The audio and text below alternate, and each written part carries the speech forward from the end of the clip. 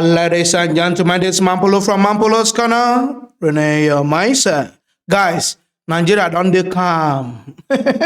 All eyes. Now that phrase come out well. Now then they talk all eyes on judiciary now. The presidential election petition judgment is tomorrow, few hours time. we gonna know who then talks and I win the election. I said few hours time. I don't know when they shout before. All eyes on judiciary. All eyes. No. Now we need them. Now. As I speak to you now, tensions don't go high in Nigeria. Many people they complain. Many people they talk their own. Everybody is saying this one, the other one, this one, the other one. All eyes on judiciary. Tension high. For those who never hear the announcement saying that tomorrow. Now tomorrow, nothing they change them again. Tomorrow we must know that one of the word saints. Everybody they do on suspense. With the call phone, that they call phone, with no information. Tomorrow now it go end. For those who never hear the announcement. Now, all right now, we'll watch the video. September 6 is D-Day in the Nigerian judiciary under the current administration.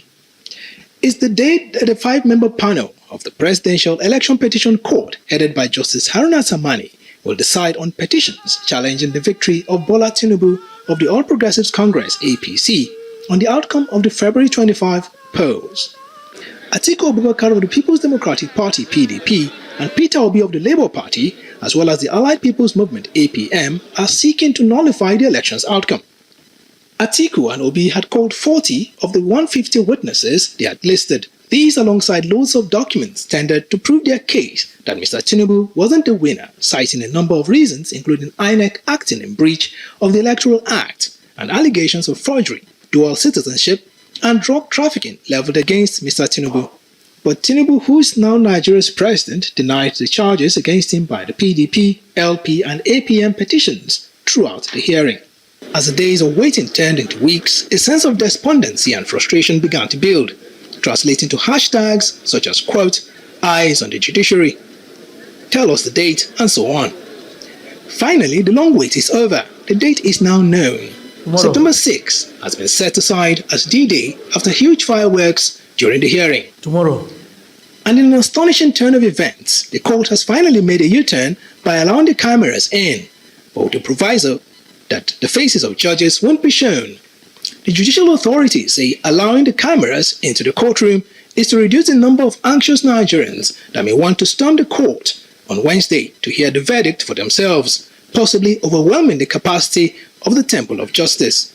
Legal experts say allowing the cameras in the courtroom is a significant development in the country's judiciary, but that what will be more significant yet is Wednesday's decision and the ultimate decider upon a possible appeal at the Supreme Court by any of the parties on who actually won the 2023 presidential election. Did you listen to that news? They have now admitted that they are going to use their live camera. So you see this judgment tomorrow is going to be televised live tomorrow. Stay tuned. I'll be here. Everything I want to do tomorrow, I don't postpone them. I don't cancel them.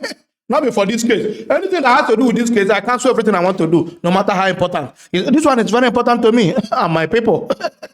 As Nigerians and prominent Nigerians come here say that they announced the date for the judgment, internet catch fire. Everybody come to react. Tension come they rise. For those who never see some of them when they react, I'll go play video tire here. You better go and get your coffee. Watch video. Away, like Kemfa, I was just saying to him, I said, away, haven't seen you in decades. Part of that. These were people who are into people. 1967. So democracy, and I quote, shortcomings of democracy. You can see I'm putting in parentheses rule. 1975 to 1979 military rule. And 23 democracy.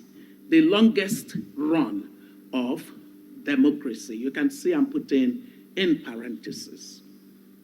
So democracy.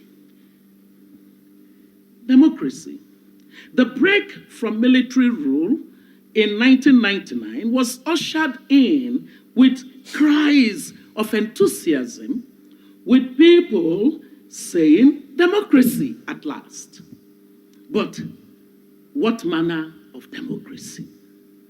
When in the most recent of elections in this country, these words are spoken by the European independent observer mission.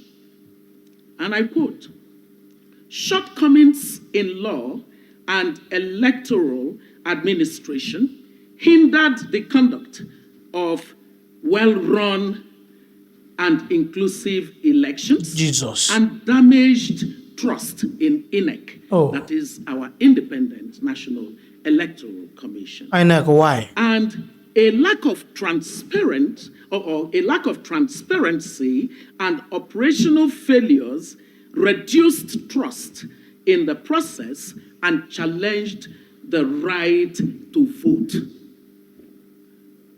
Quote, end of quote. The moment an election is said to have challenged the right to vote, the core of democracy is It's defeated. threatened. Ladies and gentlemen, Yes, ma. quoting further on the election, because we're looking at scrutinizing whether indeed we are a democracy. I will quote the reaction of President Olusegun Obasanjo to the recent elections. Our Father. I quote, "It is no secret that INEC officials at operational level have been allegedly compromised Jesus. to make what should have worked not to work, and to revert to manual transmission of results, which is manipulated and the results doctored. The chairman of INEC may claim ignorance, but cannot fold his hands and do nothing when he knows that election process has been corrupted and most of the results that are brought outside beavers and the server are not true reflections of the will of Nigerians who have made their individual choices. At this stage, we do not need wittingly or unwittingly to set this country on fire Jesus. with greed, irresponsibility, and in an unpatriotic act of those who allegedly gave money to INEC officials for perversion and those who collected blood money. Blood money. This is about elections in the year of the Lord 2023. for a country that gained independence 1960. in 1960. It's Jesus. appalling that such assessment of our democracy should be the context within which we hold this very significant celebration of one who himself has been a public intellectual and academic in this field of political development. Ladies and gentlemen, the jury is still out on the 2023 elections, and so citizens rightly concerned about the legitimacy of the democratic process now have all eyes on the judiciary. On the judiciary. My eyes are firmly on the judiciary as well. Did you listen to that sweet speech? That was our mother. Our mother, Obiose Kwesere. You know, there are some lady in Nigeria, when they talk, you think that men, they talk area. You hear what he talk? He said, our eyes are firmly on judiciary tomorrow here. So when I hear say that they didn't announce the date to announce the judgment, everybody was like, no, we need to speak up now. Everybody is reacting. You never finish, Let's listen to another speech, another reaction of a prominent Nigeria. This one is from our father, Bode George. Listen to reactions. Also, former Deputy National Chairman of the People's Democratic Party, Chief Olabode George, well, he cautioned the judiciary against encroaching on the people's right to determine election outcomes. He expressed concern that instead of upholding the people's will, the judiciary has assumed the role of deciding election winners rather than instructing the Independent National Electoral Commission to conduct new elections until true winners emerge. Well, Bode George is a former military governor of Old Ondo State, and he asserted that the current situation resembles a government of the judiciary, by the judiciary for the judiciary. He also emphasized that the judiciary's role is to ensure fairness and justice and not to select winners. To further reiterate, Bode George joins us now live on Newsday. Thank you so much for joining us, Chief Bode George, on Newsday. Well, it's my pleasure to be part of the national discourse. It's good to see you again, as always, sir. Well, we are on the eve of the judgment of the Presidential Petition Tribunal. You've already given us your thoughts on how the judiciary plays into politics and our democracy. What are you expecting for tomorrow and the implications of whichever way it swings? Thank you for this question. I have been a very keen watcher of the political hullabaloo in this country. And, thank God we are back in a democratic governance. In other words, the government of the people, for the people, by the people. It is the will of the people that we must respect. Now, we have an agency that was to conduct the election. INEC. An agency completely entrusted to manage and ensure that the process was seamless. At the end of the day, there was an announcement by the chairman that there was a glitch on the system. I am an engineer by profession. And I said to myself, if there was a glitch, first of all, let me thank President Buhari for introducing the modern technology in the electoral process. Because in the past, they had been handled, manipulated, all kinds of marauders, give figures, manipulate the figures, and come up with solutions that were archaic and unacceptable. Now, the day he announced that they have spent so much money acquiring modern technology to handle the electoral process, I had a party in my office. I was so thankful and so grateful that we are going to lift from the doldrums of hell to the civilized level of civility. Oh dear. But what happened? We started, he tested, there was a test run in Anambra, no problem.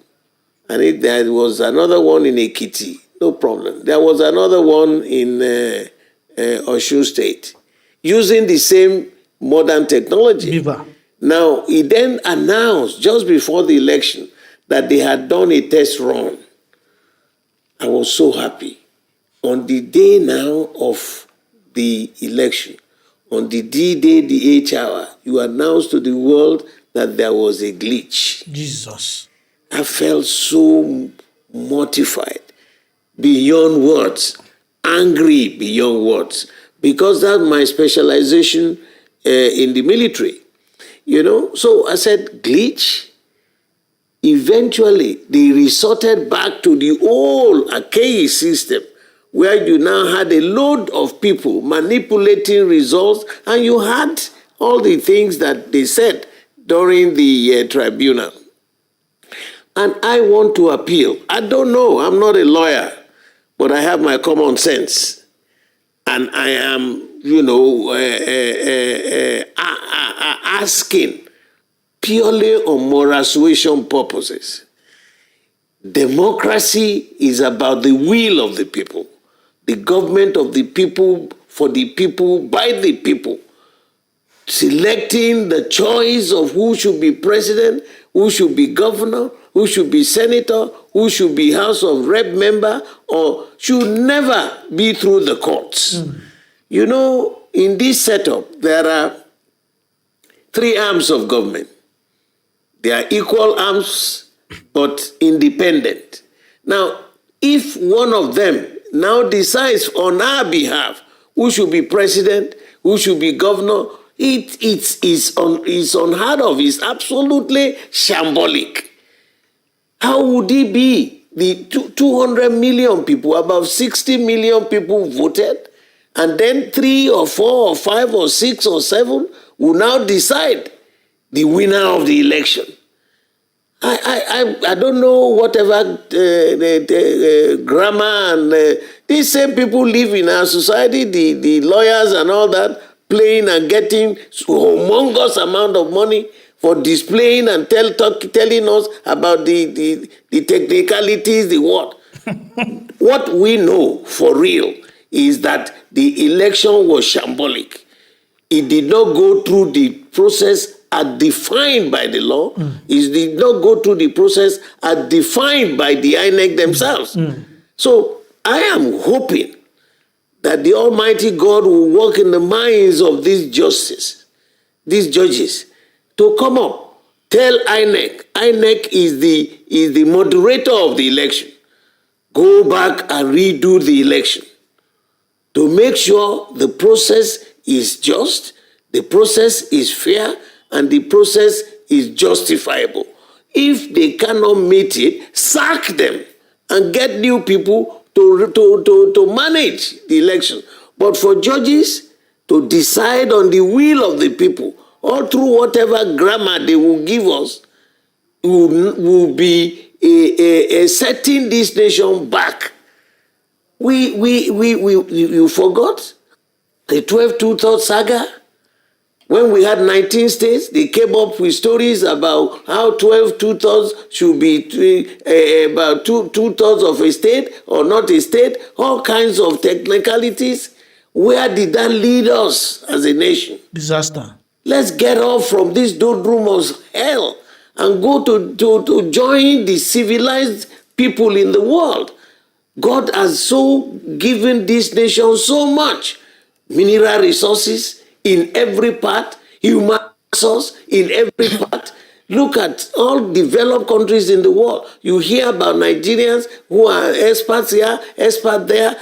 They are all over. Why can't we do something for ourselves? Why? I get mortified. I get so angry. What is going on? Why are we drifting?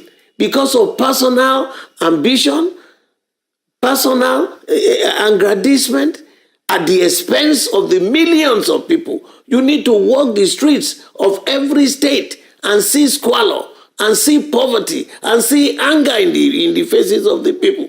All because of an ambition of 1 or 2 people? No, we can't continue like this. Did you just listen to that video? That is our father, Bode George. The guy talk. He said, man, he said, this is government of the judiciary, by the judiciary, and for the judiciary. Everybody, they give the different definition of democracy. Democracy in Nigeria now. I don't need to repeat what they talk. You still got another, what do you call, another group when they provoke. He said they must allow protest, so I can't say, don't they plan the protest for tomorrow already? God, I beg, save this country called Nigeria. Save Nigeria, I beg. Because tomorrow is a historic day. You see, tomorrow is a historic day. I pray for that country. For those who never see this group, when they provoke, all right now, watch the video. Authorities disregard to their citizens' right to peaceful protest. Let me start by reading a quotation from Article 19 on the right to protest, principles on the protection of human rights in protest. I quote, "Protests play an important part in the civil, political, economic, social, and cultural life of all societies. Historically, protests have often inspired positive social change and improved protection of human rights, and they continue to help define and protect civil space in all parts of the world.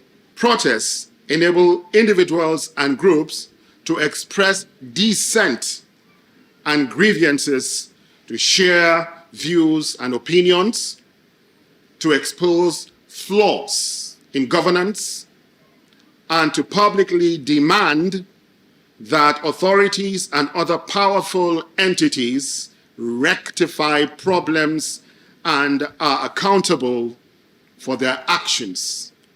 This is especially important for those whose interests are otherwise poorly represented or marginalized. We are pained to note that the Nigerian government has a penchant for silencing the voices of the people crying for a new Nigeria, where bad governance, executive and legislative lawlessness, political rascality, Jesus, and judicial ineffectiveness will be non-existent.